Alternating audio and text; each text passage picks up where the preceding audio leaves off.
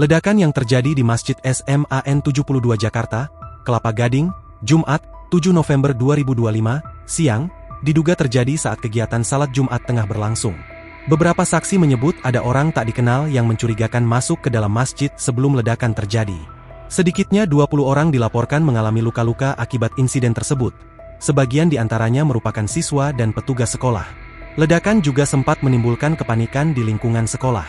Berdasarkan keterangan Farel, siswa kelas 11 SMAN 72 Jakarta, suara ledakan terdengar tepat ketika khatib sedang menyampaikan ceramah.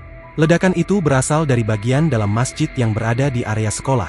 Itu ledakannya pas ada orang ceramah, ucapnya kepada tribunjakarta.com.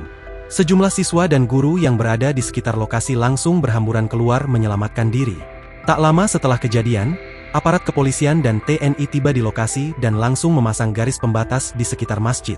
Pantauan hingga pukul 13.30 waktu Indonesia Barat, pihak kepolisian masih melakukan olah TKP di lokasi.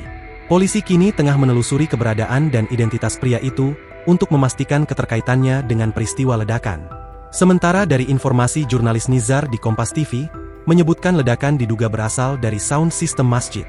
Selain itu, kata Nizar, dari penggeledahan polisi ditemukan senjata api rakitan di dekat sound system yang meledak. Polisi juga sudah memasang garis polisi di sekitar lokasi kejadian. Sebagai informasi, SMAN 72 berada di dalam komplek TNI AL Kodamar. Download Tribun X sekarang, menghadirkan lokal menjadi Indonesia.